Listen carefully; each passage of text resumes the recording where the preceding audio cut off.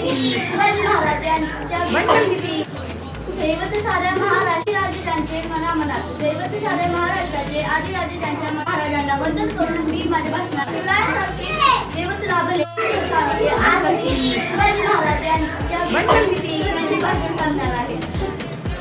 दैवत साऱ्या महाराष्ट्राचे आदिराजे त्यांचे मनामनात दैवत साऱ्या महाराष्ट्राचे आदिराजे त्यांच्या मनामनात असे छत्रपती शिवाजी महाराजांना वंदन करून मी माझ्या भाषणाला सुरुवात करते.